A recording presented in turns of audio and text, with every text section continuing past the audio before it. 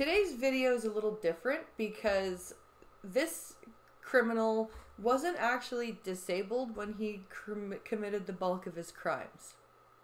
But I'm including him in the series because he really uses his acquired disability as kind of like a shield to hide behind and escape accountability for the bulk of his crimes. Now, we're going to talk about Baljit Singh Buttar. He is a Canadian. He helped start the IndoCanadian Mafia in the mid-late 90s with a man named Bindi Johal, who he was a lieutenant for, and up until December 1998 when he had Bindi Johal killed because Bindi was losing his mind and killing very close friends and associates because they were making fun of him. He went Tommy. He went Tommy from Goodfellas on a bunch of people because they were joking around with him and he didn't like it. That's basically what I got from reading the article I read. Like, Baljit Singh Buttar was interviewed by a Vancouver Sun reporter, and he keeps telling these stories about in the few months before he had Johal killed, of like so and so was drunk and wanted him to party and he didn't want to party, and so he called him an idiot and was razzing him, and the next thing I know he's dead. And it's like, okay, so this dude went fucking Tommy. All right then. It was literally right down to, you have to help me get rid of the body. And so, and Johal had Buttar create this 5-member death squad called the Elite, who was responsible for taking out rivals and anybody who didn't do what they were told, and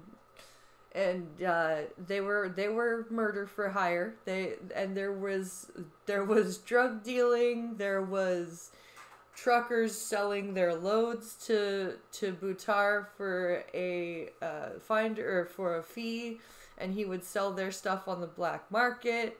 There was luxury car thefts, swapping buying luxury cars from the US, crushing them without their ignitions and VIN numbers on, and then buying a similar car, putting the ignition and VIN number on, selling it at auction, making a profit. Just all sorts of stuff like that. But mostly was about 20 hits that Buttar was responsible for either carrying out himself or orchestrating. And he ended up being shot himself. There was a hit put out on him in August of 2001 in a Richmond beauty salon because he apparently was going to get his legs waxed because I guess, that's what you do. I didn't know there were guys that got their legs waxed that were straight.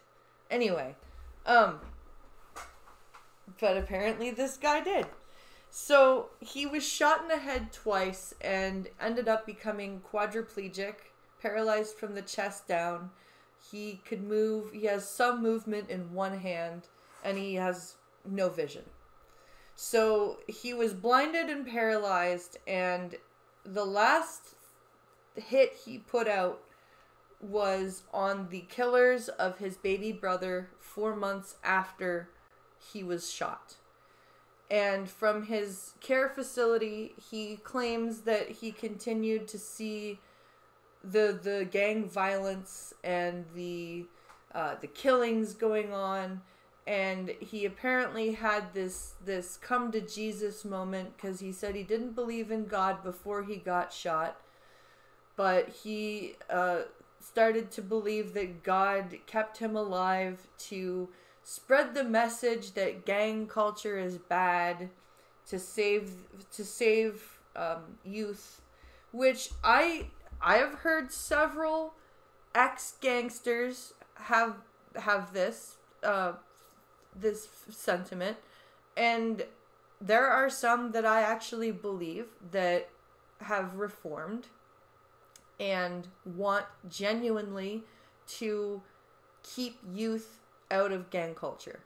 I definitely believe that there are reformed gangsters out there that do not want children to be indoctrinated.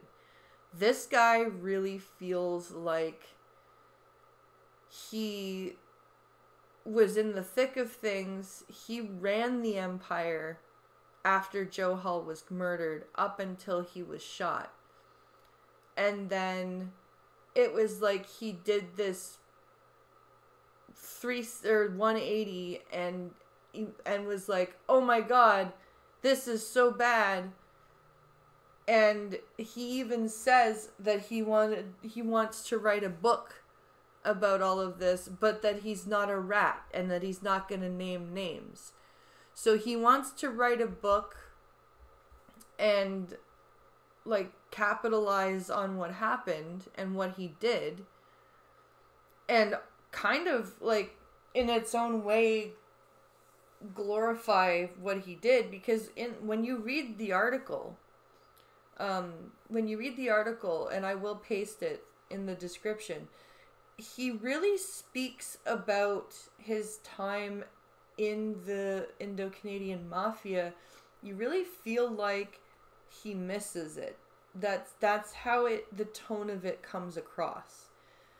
I'm not sure if the journalist intended to make him sound that way, or if that's actually how he was speaking with her, but that's how I read the article. That he really felt like he missed being where he was, but that now that he's disabled, they really can't fully sentence him and try him for what he did, because he's basically relegated to a long-term care facility. And I feel like instead of actually reforming and using like his experience to actually change lives, I feel like he's more like hiding behind his disability, wanting to write a book to kind of sensationalize everything, because it was very sensational, what he was talking about with this reporter, and it feels very much like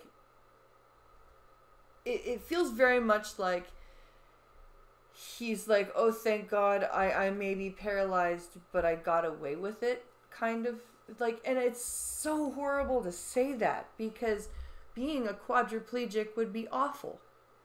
It would be awful, and I wouldn't wish it on anybody.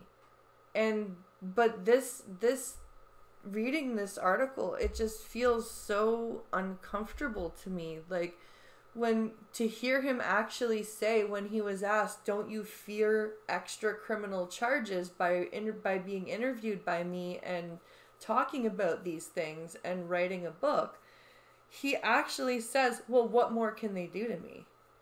They can't put me in jail. I'm in a long-term care facility. I'm paralyzed. I'm like, what can they do with me? So no, I don't fear that. Like, he actually says that.